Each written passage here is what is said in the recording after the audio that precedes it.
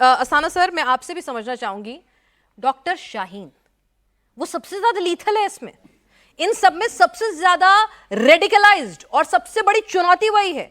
मसूद अजहर के कहने पर वो यहां पर महिलाओं की एक पूरी टेरर कमांड यूनिट बनाना चाहती थी। एक हिंदुस्तानी महिला, 2 बच्चों की मां, इतनी रेडिकलाइज्ड हो गई और यहां पर और मुस्लिम लड़कियों को रेडिकलाइज कर रही थी। ये क्या हो रहा है? क्या थॉट प्रोसेस है और हमें पता भी नहीं चल रहा है। बिल्कुल, ये बहुत बड़ा चैलेंज है और मैं आपके माध्यम से दर्शकों को बनाना चाहूँगा कि जब भी कोई टेरर अटैक होता है या जितने भी अभी जैसे ऑपरेशन सिंदूर हुआ, जाहिर है कि हमने कई चीज़ें सीखी। अब पाकिस्तानी टेररिस्ट भी कई चीज़ें सीखते हैं। आसिफ मुनीर ने भी बहुत कुछ सीख लिया। उसने क्या सीखा, उसको अगर आप इसी जो हुआ उससे अगर मिलाएं तो मैं बताता हूँ कैसे क्या पूरी प्लानिंग बनी है।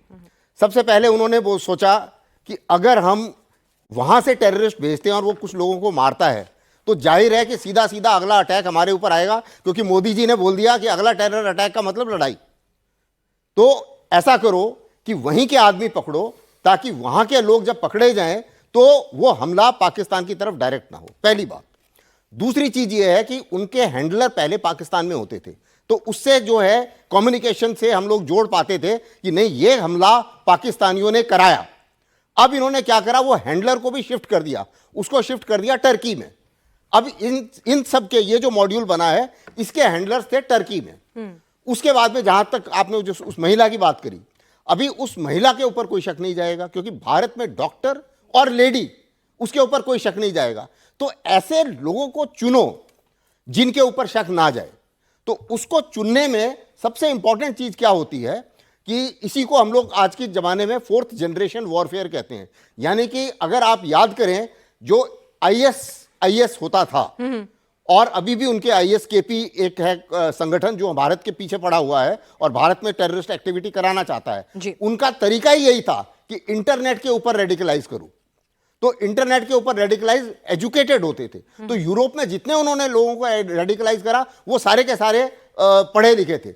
उसी मुताबिक डॉक्टर्स, ऐसा नहीं है कि पहले डॉक्टर नहीं हुए। जवाहरी का एग्जांपल मेरे को पैनलिस्ट ने दिया, जवाहरी तो सेकंड लीडर था अलकायदा का। लेकिन हिंदुस्तान के पढ़े लिखे ये हिंदुस्तानी है। हाँ। तो आपने बात बहुत इंपॉर्टेंट कही कि भाई मुनीर ने, अब डायरेक्टली कोई पाकिस्तान से तो आतंकी आया नहीं, हिंदुस्तानी है ये लोग, हिंदुस्तान में रहे, हिंदुस्तान में पढ़े, हिंदुस्तान में नौकरी कर रहे हैं, इनका इस्तेमाल किया और उसके हैंडलर को तुर्की बैठा दिया। तुर्की बैठा दी, तो और तुर्की नाटो कंट्री है। आप उसको भी देखिए, पूरे चीज को समझने की कितनी बड़ी प्लानिंग है भाई हिंदुस्तान के खिलाफ। तो उसमें क्या है कि अब ये कोशिश है कि भाई हम रेस्पॉन्ड अगर करें तो फिर ना कर, उनकी तरफ ऊपर ना रेस्पॉन्ड कर पाए। लेकिन जैसा कि मेरे सबसे पहले छोटे भाई ने यहाँ पर बोला कि चाहे तरीका कुछ भी हो, हम भी तरीका ढूंढ लेंगे। अब आसिफ मुनीर ने जो कुछ भी किया वो दूसरी बात है। वो बात दूसरी है कि शायद भारत को भी कुछ आप कुछ न्यूज़ में सुने, कुछ दिनों के बाद में किसी अननोन आदमी ने किसी और को उड़ा दिया पाकिस्तान में, और पाकिस्तान में लेकिन उसको उड़ाने से हमारा तो दर्द नहीं कम हो जाएगा ना, हमारी टेंशन तो नहीं खत्म हो जाएगी ना। प्रॉब्लम ये है, बिल्कुल सही है ये, इसमें कोई शक नहीं है कि हम सबको, पूरे देश को एक साथ आना पड़ेगा।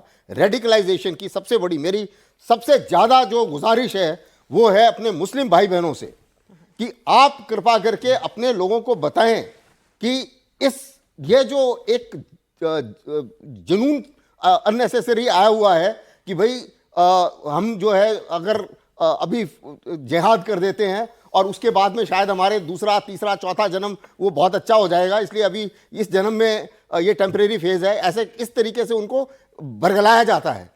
और दूसरी चीज़ ये है कि मैं रेडिकलाइजेशन में भी मेरे काफ़ी रिसर्च की है। रेडिकलाइजेशन में कई चीज़ें, कई थीम्स के ऊपर बरगलाते हैं इनको। सबसे पहला होता है कि देखो मरना तो सभी ने है।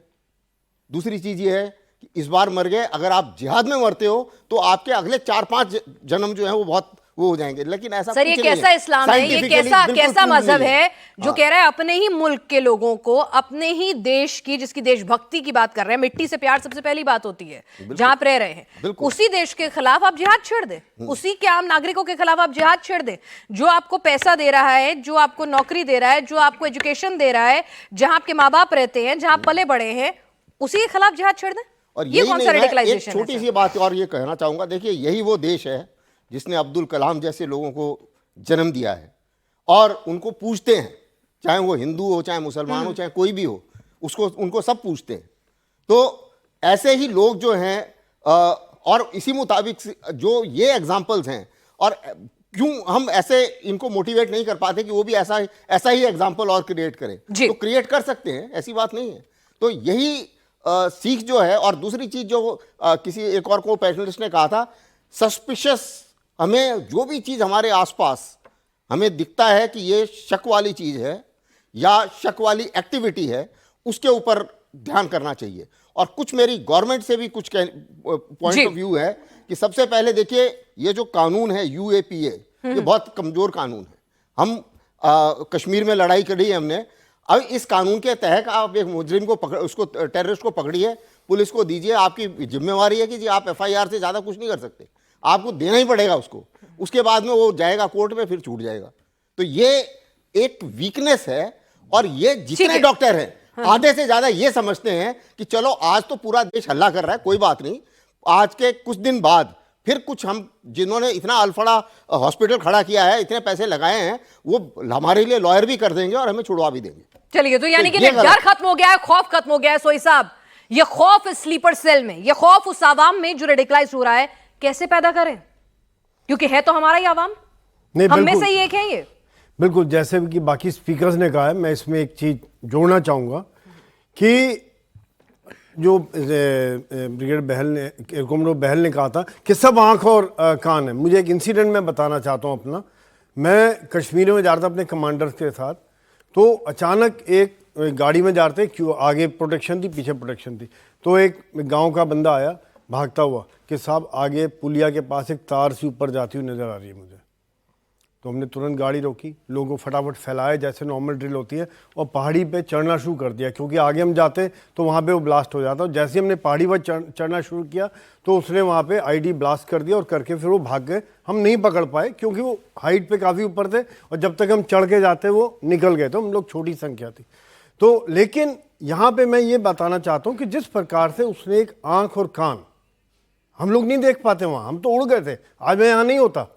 वो अगर जो वहाँ आम जनता, जो आप लोग आंख और कान हो, ये बड़ा जरूरी है देश की सुरक्षा तंत्र के लिए, पुलिस के लिए, सेना के लिए, कि हर आदमी उनकी आंखों कान रहो, फर्स्ट रेस्पोंडेंट रहे। और जिस प्रकार से खबर आपको मिल सकती है, जैसे कि बताया था कि चाहे किराए पे लेने आ रहे, जैसे कि एक पहले यूट्यूबर थी, सीमा थी, आगे रहती रही साल भर गाँव में, किसी ने नहीं बताया।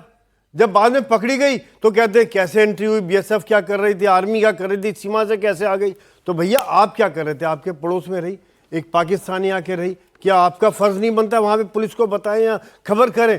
तो ये बात आप सब लोगों को एक ध्यान में रखनी है कि आप सब लोगों को एक सेना की मेंटेलिटी रखनी चाहिए, सैनिक की तरह सोचना है कि देश की सुरक्षा खाली इनकी जिम्मेदारी नहीं है, हर भारतवासी की जिम्मेदारी। तो हमें भी अपनी जिम्मेदारी संभालनी है, क्योंकि ये रेडिकलाइजेशन हो रहा है, ये सोच के साथ खिलवाड़ हो रहा है, और हमें लोगों के बीच में से ये खिलवाड़ हो रहा है। तो ये हमें समझना होगा। एक बात जी बिल्कुल, अपनी बात एक बात मैं कहना चाहता हूँ, और जो दूसरी बात जो डॉक्टर्स को किया गया, देखिए पढ़े लिखे, आप सब पढ़े लिखे हैं, बहुत शांति से सोच समझ के काम होता है। सबसे पहले आपका विश्वास जीतने की कोशिश करते हैं लोगों का, पढ़े लिखे लोगों का, क्योंकि वो भी वहीं कहीं हैं। विश्वास जीतते हैं, भरोसा जीतते हैं, समय लगाते हैं, फिर देखते हैं इसकी कमजोरी क्या है। क्या उसकी पैसा कमजोरी है, क्या उसकी धर्म के लिए कमजोरी है, परिवार कमजोरी है, या ड्रग्स कमजोरी है, क्या इसकी कमजोरी है, फिर उस कमजोरी को एक्सप्लॉइट करके अपने में तोड़ने की कोशिश करते हैं। सर, लेकिन ये जो डॉक्टर्स हैं, इनकी कमजोरी से ज्यादा ये लोग रेडिकलाइज ज्यादा नजर आ रहे हैं। आप ये देखिए, तो तभी रेडिकलाइज किया ना कहीं ना। कमजोरी क्या भाई, किसी का बच्चा नहीं आपने किडनैप कर लिया, कोई पैसे से कमजोर नहीं है भाई, तो नौकरी मिली हुई है, आपका पैकेज है 12 लाख रुपए का पर एनम का, अच्छी जगह नौकरी कर रहे हो, अच्छी गाड़ी ड्राइव कर रहे हो, बढ़िया कपड़े पहन रहे हो, एमबीबीएस की पढ़ाई की है, तो फिर आप की कमजोरी तो कुछ नजर नहीं आ रही। आपके माँ बाप वहां पर तमाम सब्सिडी से, मौज से जो हर कश्मीरी को मिलती है वो जी रहे हैं, तो कमजोरी तो यहाँ कुछ भी नहीं है ना इनकी। यहाँ तो मन है, इनका सोच है, ये हिंदुस्तान से नफरत है, हिंदुस्तानियों से नफरत है। यही सोच जो उनको कहने के वीडियो दिखा के, फोटोग्राफ दिखा के किसी प्रकार से रेडिकलाइज करना, उसके बाद जब डॉक्टर्स बन जाते हैं, जैसा बाकी लोग कह रहे थे, हाँ। ये बड़ा खतरनाक है, क्योंकि डॉक्टर को भरोसा है सबसे पहले बाकी डॉक्टर को बना। एक डॉक्टर टूटा तो समझिए 5, 10, 15 डॉक्टर टूट के आपके साथ जुड़ गए। साथ साथ जो आम आदमी है वो सोचता है अरे डॉक्टर साहब ये कर रहे हैं तो मैं तो कुछ भी नहीं कर रहा हूँ, मुझे भी करना चाहिए, मैं भी कुछ ना कोई हथियार उठाऊं, मैं भी कुछ करूं। एक रोल मॉडल वो बन जाते हैं जो बहुत खतरनाक है। जो एक आम आतंकवादी की बजाय अगर एक पढ़ा लिखा आतंकवादी होता है वो ज्यादा खतरनाक है। क्योंकि अपने दिमाग का इस्तेमाल करेगा, कुछ ना कुछ और तरीके निकालेगा। जैसे ये भी खबर आई थी कि वो जहर बनाने की कोशिश कर रहे हैं वहाँ पर केमिकल के द्वारा, जो कि खाने के उसमें मिला देना था। पॉइजनिंग, फायरिंग, केमिकल को मिला के बॉम्ब बनाना, और साथ साथ बाकी लोगों के लिए एक रोल मॉडल बनना। बिल्कुल, हम अपने दर्शकों को फिर से बताएं कि ये खतरा कितना बड़ा था, ये प्लानिंग कितनी बड़ी थी। 3000 किलो बारूद, जरा सोचिए, ये पूरे देश को दहलाने के लिए काफी था। एक एक धार्मिक स्थल को टारगेट करना चाहते थे, किस तरह से हिंदू मुस्लिम दंगे फैलाना चाहते थे, किस तरह से हिंदुस्तान को अनरेस्ट करना चाहते थे, सीरियल ब्लास्ट करना चाहते थे, और 6 दिसंबर की तारीख वो जानबूझकर चुन रहे थे।